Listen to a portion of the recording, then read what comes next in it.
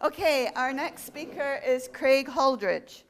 Craig is the director of the Nature Institute. He spearheaded the founding of the Nature Institute in 1998, which is in Ghent, New York. He is author of a book called The Question of Genes and the Giraffe's Long Neck. That's another book, The Giraffe's Long Neck. Craig teaches and lectures all over the place, including in here, but all over the world. His approach is to learn from nature. He tells the story of plants and animals as dynamic and integrated beings within the larger web of life. So I know we're looking forward to hearing what Craig has to say and build on what Jim has to say, and then there'll be coffee, and then there'll be talking. Oh, you're over there. Thank you very much. I hope you can still pay attention for a little bit. Jim presented us with an amazing amount of information in a short period of time. And what I would like to do is just to present some other pictures that complement what he brought. And I think, in reflecting on what was said last night, and just about the whole topic of synthetic biology and genetic modification of organisms, that I thought it would be important that we don't only talk about the technologies and have mainly the technologies themselves in the foreground, and the background for all the technologies, or the medium for them, is our living organisms, right? The living organisms are what we're manipulating, what we're changing, what we're viewing. So I thought, in a way, simple way, and I hope accessible way, to give you an impression of the way I think organisms live in the world. And I just want to give you a couple of concrete examples, and then we'll move on from there. So, first slide. That's not quite sharp, is it? Is it? Anyway, it's good, I guess good enough. It's a little bit weak, but it's all right. This is a plant, as you all know. And plants develop out of seeds. And when a plant develops out of a seed, it develops over time, and every part, the roots, the stems, where the side branches, the leaves, the flowers, the fruits, and again, the next generation of seeds, develop all in relation to each other. No part develops out of some pre-existing part that is already of the same kind. They develop out of embryonic tissue, and when the roots develop, they are making possible that the leaves can do photosynthesis. When the leaves begin doing photosynthesis, they make possible that the roots can develop further, and so forth. So that the plants are in continual activity to grow and develop as long as they live. So we can say a plant develops out of a seed. Next. That's a seed of this plant. It's called wall lettuce. It's a little tiny seed, or fruit, actually. And when we say a plant develops out of a seed, we're actually saying something that's not quite correct. Because nothing that comes later, that was in the slide before, well, you can move on, which is the same slide again, is in the seed. That is all a new creation. That is a creation, you can say, of the plant, but it's not a creation only of the plant. It's a creation of the activity of the plant in relation to an environment.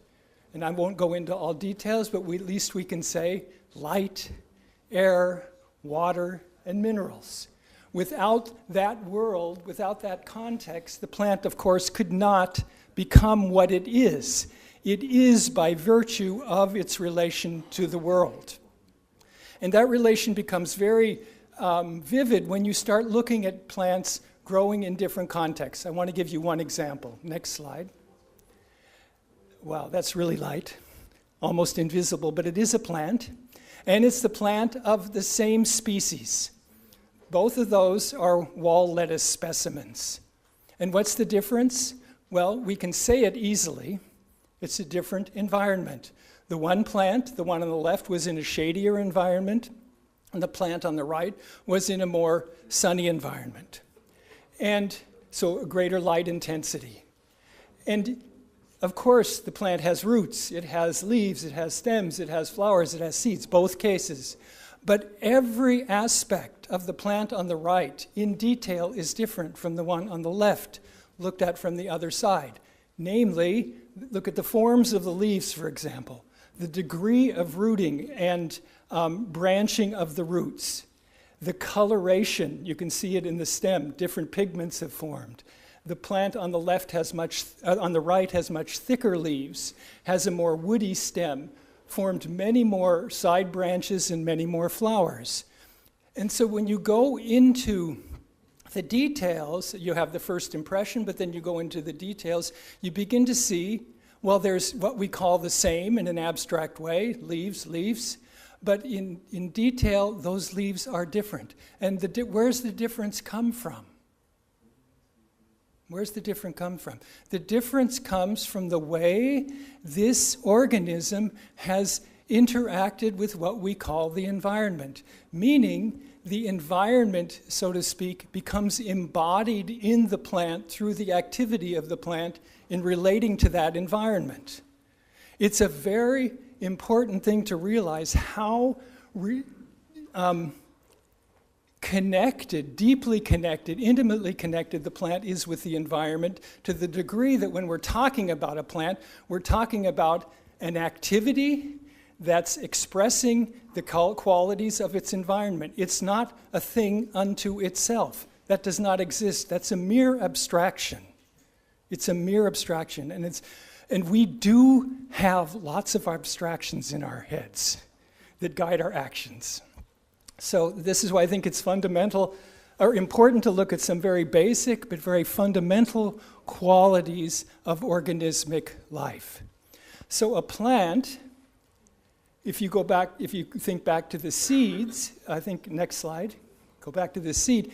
Imagine that seed now could be planted in very, very many different conditions. There are infinite possibilities of expressions of wall lettuce, because in every context, it will meet a different situation. And of course, each seed has in some form a different inherited background. So you could say in this sense, we know it's going to stay the same species if something strange doesn't happen.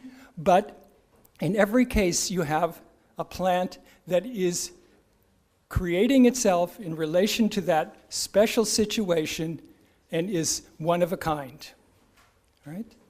So I'll come back to some of this later. So that's something that I've studied a lot and have, I could say I've gained a great respect for what plants can do.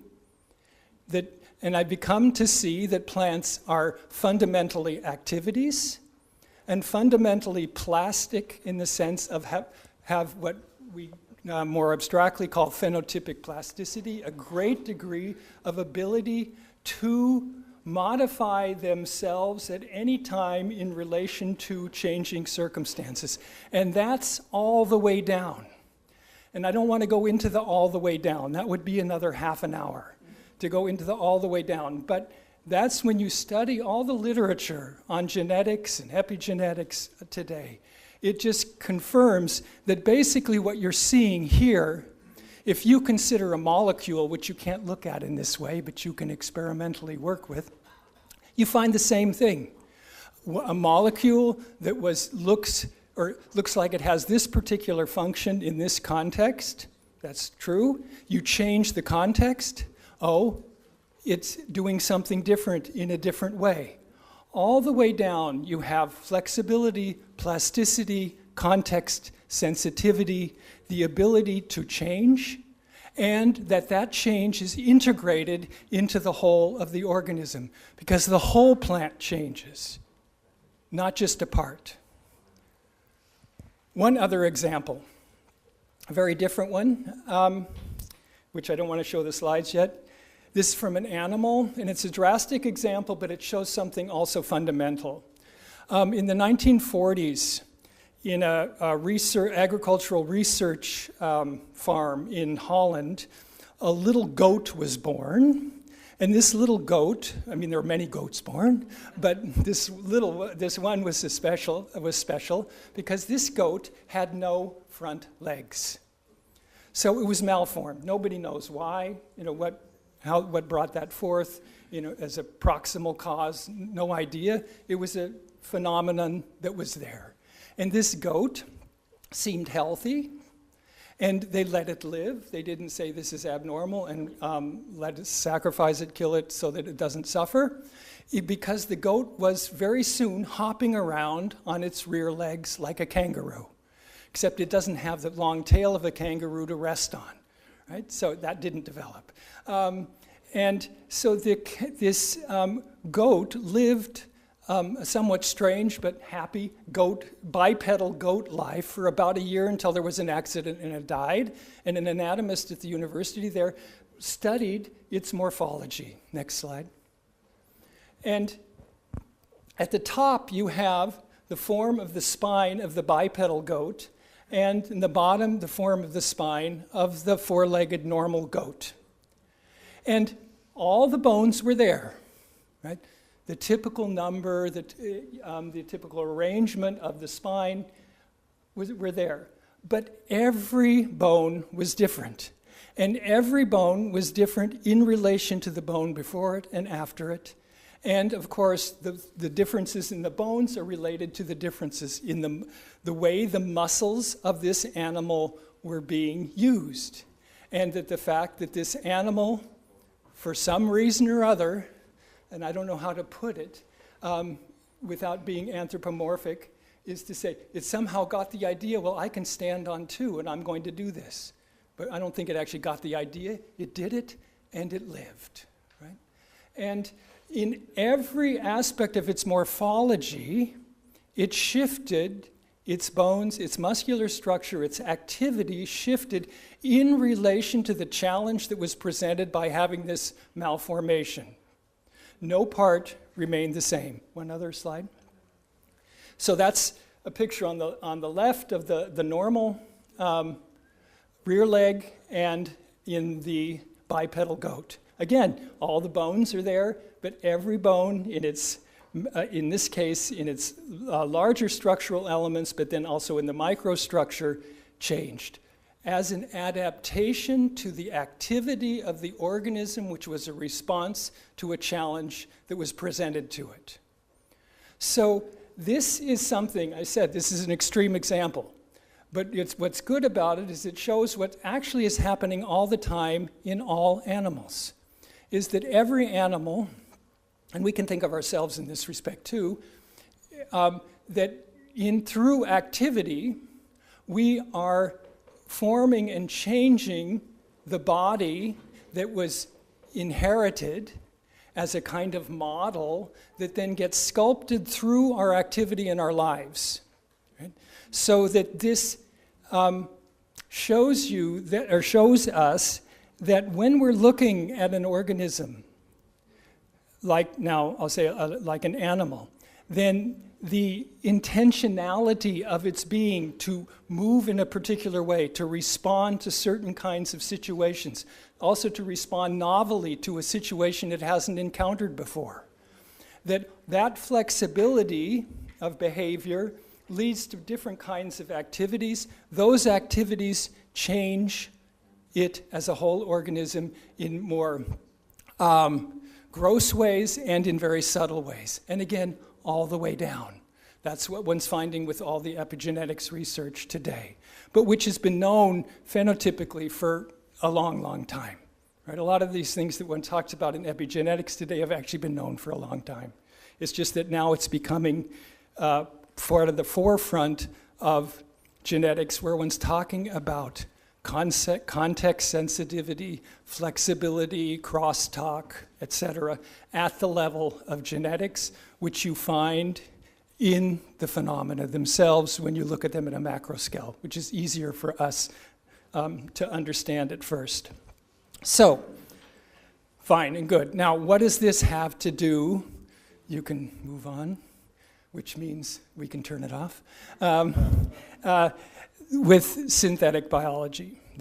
So why was I doing this? Why was I talking about this? Because I wanted to give, you could say, the living quality of organisms a certain voice in this conference, right? So say, okay, of what nature are we here? What am I as a living organism? And when we then shift to the perspective of synthetic biology, I don't need to go into a lot now because Jim brought it all, but if you just think of the terms or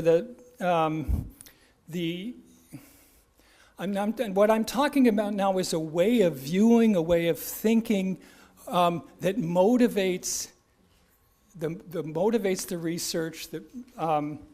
So to redesign, to rewire, to reprogram by constructing parts, devices, modules, systems into organisms such that these function in highly controlled and predictable ways to produce predictable outcomes, right? So, but just redesigning, rewiring, reprogramming, all the metaphors that were in Jim's presentation, we need to be conscious about them.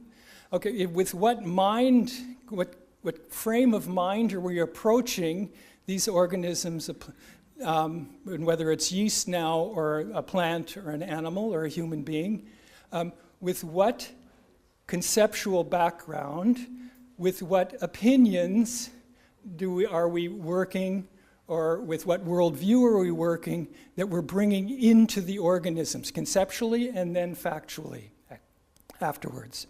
So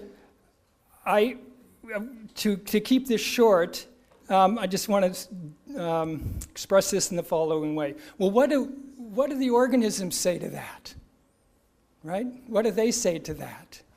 And I was thinking about this morning, and I said, well, here's an answer. And this is quick, and, anyway, I don't have much time.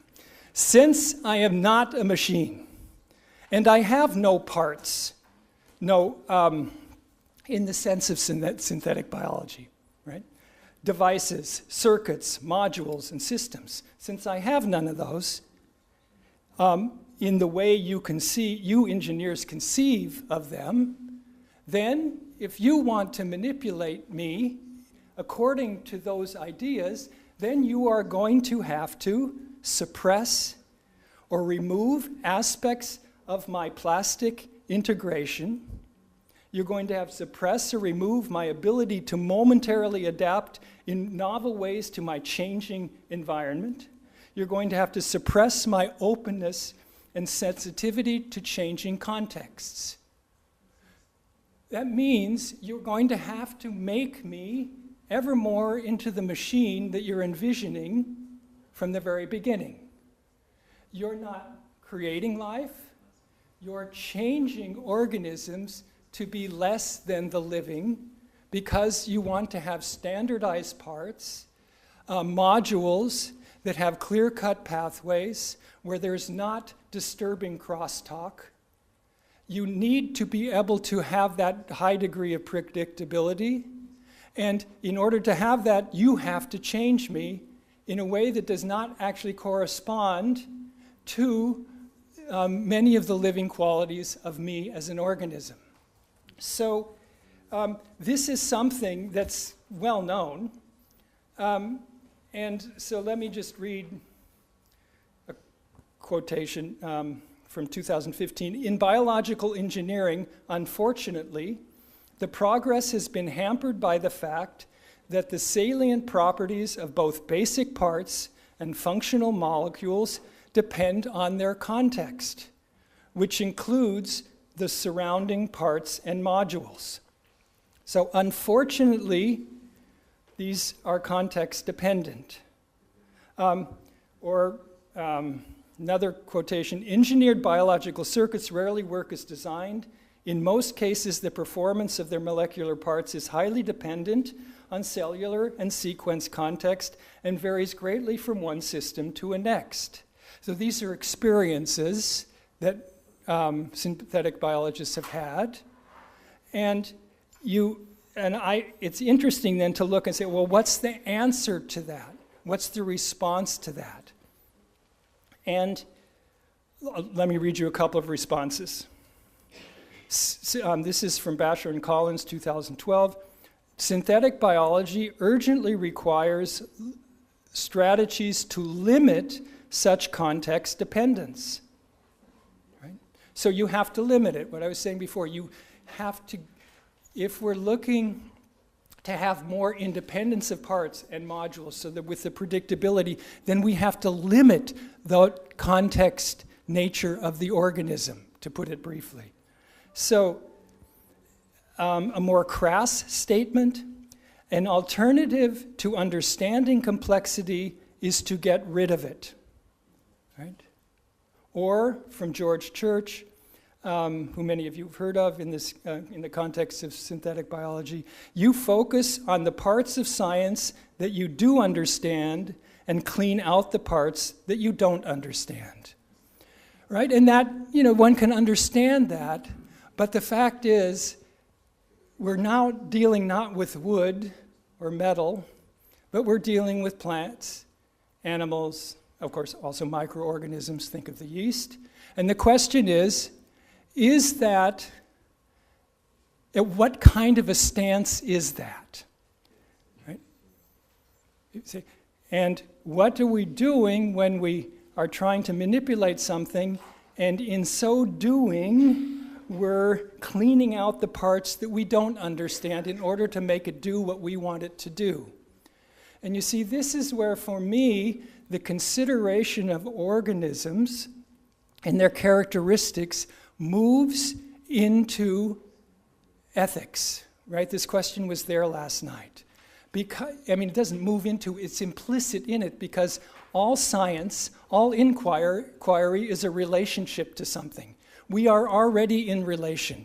The fiction that one learns about as value-free science is a fiction because everything is in relationship, and as a human being, I have responsibility for every relationship I go into.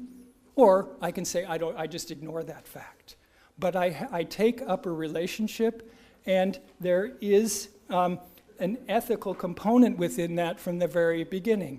So for me, at least the question should be asked, or could be asked, well, let me put it this way so I can come to a close.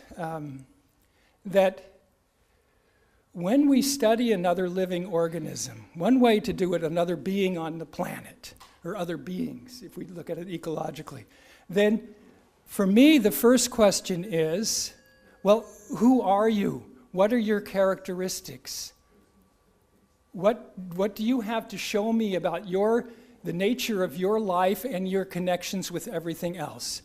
I'm interested in that as someone who would like to know more about the planet of which I am part. And then it is another move to say, okay, now I would like you to do X, Y, or Z for me. Right? I would like you to do something, the utilitarianism. And of course, we do this as human beings all the time. And I think we just need to be very thoughtful about how we do that and whether we are taking the characteristics of the world that we're manipulating in a fuller way into account, or whether we rely on a more simplified view that can be very powerful and that can work to change life, as we've seen, and to at least be circumspect and say, well, this will have consequences.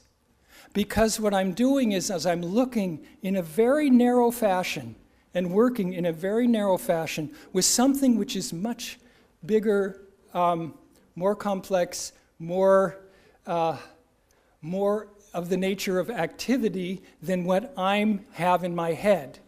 And we will, I think, probably get the technologies will get better and better, which means that the organisms will be forced to adapt to those more and more.